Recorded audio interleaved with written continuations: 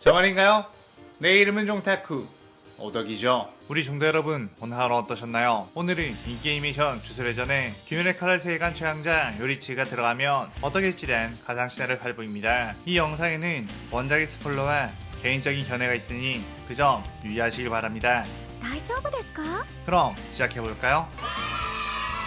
저번 영상에서는 요리치가 유타와 손을 잡은 뒤 고조 사토루를 봉인해서 해제시키고 흑막인 켄자쿠와 싸우는 것까지 전개했었죠. 저번 영상을 보지 않으신 분들은 보고 오신 게 이 영상을 이해하고 즐긴데 쏘라니 보고 온 거 추천드리고요. 이 가상 시나리오 콘텐츠는 원작의 고증을 철저히 따지지 않고요, 주인공이 된 캐릭터 위주로 다시 재구성해 만들기에 설정 오류 있고 능력치 보정도 아주 많다는 것 명심하세요. 그럼 오늘의 가상 시나리오 시작하겠습니다. 요리치의 공격의 베인 켄자쿠는 이 정도의 베인의 상처쯤은 반전수식으로 재생하면 된다 라고 하며 재생을 하려고 했는데 제대로 되지 않는다는 걸 알았죠. 켄자쿠는 도대체 네 녀석은 뭐냐 라고 물었고, 요리치는 나를 이 세계로 불러온 것이 바로 네 녀석 아닌가? 원래의 세계로 돌아가기 위해서는 어떻게 해야 하지? 라고 했습니다. 켄자쿠는 내가 그런 걸 알려줄 것 같으냐? 내 녀석은 영원히 이곳에서 스쿠나의 그릇으로 있다가 언젠가 폭주해서 죽게 될 거다 라고 했죠. 요리치는 그래? 그렇다면 받아들일 수밖에 없겠군. 대신 너의 야망은 여기서 깨부숴주겠다 라고 하며 해외업을 시연해 공개했고,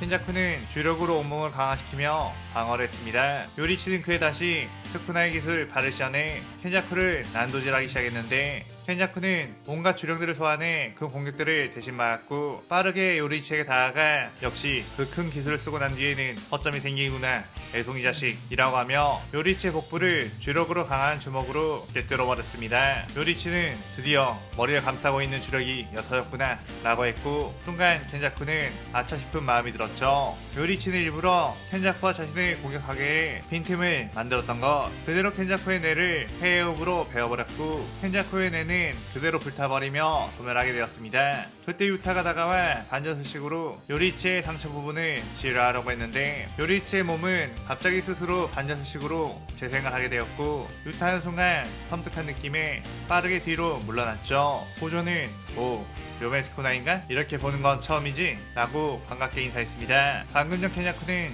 요리이치에게 마지막으로 날린 공격에 스쿠나의 손가락을 요리이치에게 넣었고, 순간적으로 스쿠나가 요리이치의 몸의 주도권을 가지게 된 상황. 지금 요리이치 몸속에 있는 스쿠나의 손가락은 16개로 다시 요리이치에게 주도권을 뺏기 전에 여기 있는 모든 녀석들을 죽여버려야겠다는 생각을 했죠. 고조는 곧바로 아카를 시연해 스쿠나를 날려버렸고, 스쿠나는 땅에 착지한 후 다친 부분을 반전수식으로 재생을 했고 보이지 않는 참격들을 마구 쏟아냈습니다. 하지만 그 참격들은 고조의 무한에 막히게 되었고, 스쿠나는 저 무한 수식을 깨뜨리지 않는 한 고조에게 상처를 입힐 수 없다는 것을 알았죠. 그의 스쿠나는 영역전개 공마어주자를 시연했고, 고조 역시 영역전개 무리한 공처를 시연해 영역 싸움을 시작했습니다. 영역의 힘도 미세하게나마 고조가 우세했고, 스쿠나는 슥 메구미 쪽을 보며 저 녀석의 몸을 강탈할 수 있었다면 마을알 통해 고조를 공략할 수 있었을 텐데 라며 부들거렸죠. 고조는 어이 저주의 왕이라고 불렸던 네가 이 정도밖에 안 되는 거야? 아직 손가락이 부족해서 그래? 라며 까불었고, 스쿠나는 고조가 여유를 부리고 있는 틈에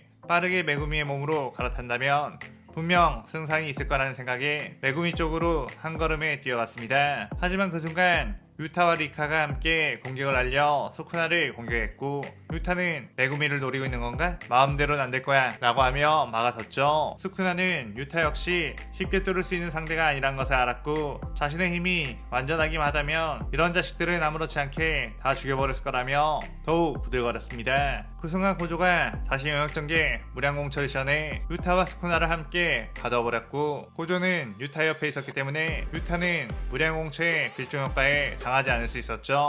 스쿠나는 다시 시작된 영역의 싸움 때문에 모든 정신을 집중하고 있었는데, 그때 유타가 어떤 상자 모양의 주물을 스쿠나의 앞에 던져놨습니다. 스쿠나는 저건 특급 주물인가? 라고 경계했는데, 유타는 이것은 가문강, 옥문강과 더불어 상대를 봉인할 수 있는 압도적인 주물이야. 단지 몸과 혼을 함께 가두는 옥문강과는 다르게 상대의 영혼만 가둬버릴 수 있는 주물이지, 발동 조건은 대상이 30초 동안 그 자리에 멈춰서 있는 것이라고 했죠.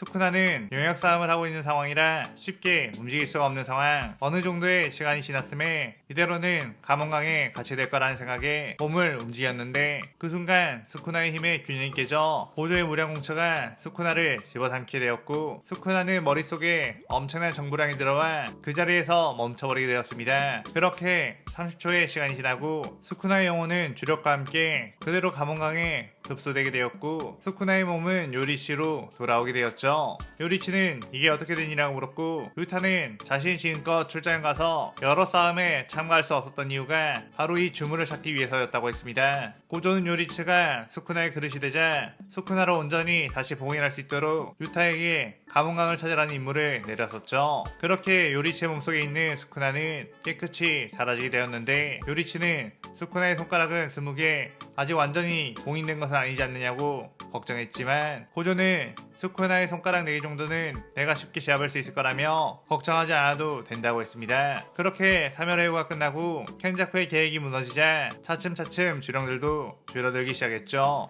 한편 특급술사 츠쿠모 유키는 켄자쿠의 아지트를 찾아내 그의 비밀방을 파헤치게 되었고 그 지하에 결계술로 만들어져 있는 부적을 발견하게 되었습니다. 그것이 아무래도 요리치가 원래 세계로 돌아갈 수 있는 방법이라는 걸 알아챈 유키는 요리치에게 정보를 알려줬고 고조는 요리치에게 정말로 원래 세계로 돌아가려고 하는 거냐고 물었죠. 요리치는 아무래도 저를 기다리고 있을 유타가 있기에 돌아가야 할 것 같다고 했고 그동안 이것저것 알려주셔서 정말 감사하다고 했습니다. 고조는 쿨하게 그래 잘 가라. 너 정도의 실력이면 원래 세계 가서도 널 이길 수 있는 사람이 없을 거다 라고 했고 요리치는 저희 세계는 평화로워서 싸울 일이 없을 거예요 라고 했죠. 그렇게 요리치는 다시 원래 세계로 돌아가게 되었고 우타와 재회하게 되었습니다. 그렇게 얼마 후 우타는 요리치 아이를 임신하게 되었고 요리치는 혹시 아들이 태어나면 사토루라고 지을까 한다며 미소를 지었죠. 그 뒤 우타의 출산일이 다가오자 요리치는 산파를 부르기 위해 산 아래로 내려가게 되었는데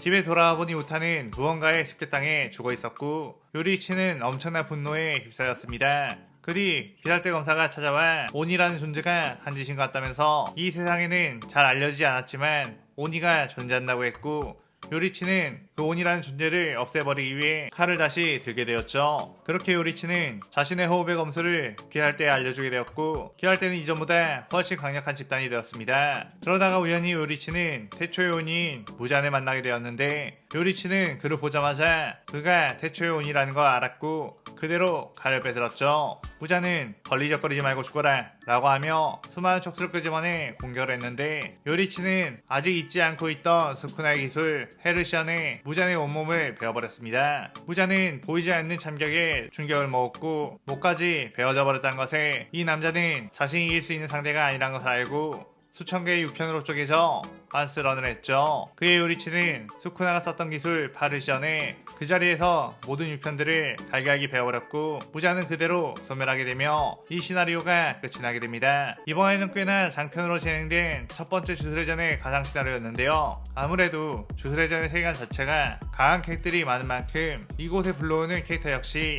그에 맞춰 버프를 시킨 게 맞다고 봅니다. 영상 처음에 시작할 때 항상 원작의 고정을 철저히 따지 않는다고 말을 해도 항상 댓글로 이건 말이 안 된다, 이 캐릭은 그렇게 할 수 없다, 이런 식으로 댓글을 다는 분들이 있는 것 같아요. 뭐 그런 분들은 자기가 아는 원작의 지식에 대한 확고함이 있어서 이런 가상 시나리오를 받아들이지 못하시는 것 같은데 제 가상 시나리오는 주인공을 다른 캐릭터를 활용해 만드는 거라 그 캐릭터가 원래 가지고 있는 능력보다 당연히 버프나 너프를 받게 됩니다.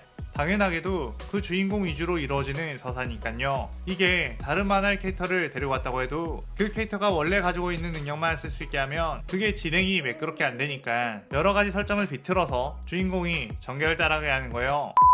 예를 들어 그런 식으로 원작 고증만 따져버린다면 강력한 세계관에 있는 드래곤볼의 502 이곳에 와도 드래곤볼에는 주령이나 주력에 대한 설정이 없으니까 502의 눈에는 주령들이 안 보여야 한다? 뭐 이런 식으로 하면 이게 무슨 재미겠어요? 어떤 만화든 주인공 서사라는 게 있듯이 이 시나리오도 주인공이 된 캐릭터 위주로 흘러가게끔 되며 이번 편처럼 주술회전의 주인공이 된 요리치는 귀칼의 요리치가 아닌 주술회전 주인공 요리치가 되는 겁니다. 귀멸의 칼 세계관에만 있는 요리치라면 당연히 고조나 유타 같은 캐릭터를 못 이기겠지만 이 시나리오에 있는 요리치는 그 요리치가 아니에요. 주술회전 주인공이 된 요리치니까 어떤 일이든 벌어질 수 있다는 겁니다. 물론 주술회전의 팬심으로 다른 캐릭터가 자신이 좋아하는 캐릭터보다 강해지는 게 열이 받을 수도 있겠죠. 그런데 이건 원작이 아니고 종타쿠 세계관의 가상 시나리오예요. 언제든 그 주인공이 바뀔 수도 있기에 무궁무진한 이야기들이 만들어질 수 있다고 봅니다. 맨날 같은 결말만 일어나야 한다면 원작을 보지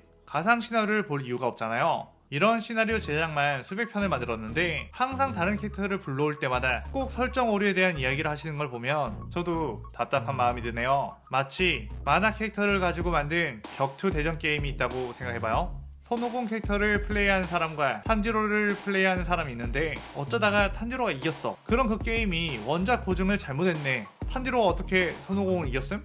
탄지로가 아무리 공격해도 손오공의 HP는 안 달게 설정해야 되는 거 아님? 이렇게 말하는 거나 비슷하다고 생각합니다. 이 종타쿠 컨텐츠는 어떤 캐릭이든 불러와서 새로운 이야기를 만드는 것이 요점이기에 그냥 이번 이야기에서는 이런 전개가 나왔구나 하고 생각하시면 보다 편하게 즐기실 수 있을 것 같아요. 매번 귀멸의 칼날 세계관만 하다가 다른 만화의 세계관에서 노니까 또 이건 나름대로 재밌었고 시나리오를 쓰면서도 가상 시나리오 컨텐츠 할 만한 게 많겠다 라고 생각이 되었던 에피소드였습니다. 오늘의 가상 시나리오에 대한 감상평 많이 남기시고 저는 또 다른 재밌는 시나리오를 들고 찾아올게요. 오늘 영상 즐겁게 보셨다면 구독, 좋아요, 알림 설정 누르는 거 잊지 마시고요. 그럼 오늘의 이만 사요나라.さようなら。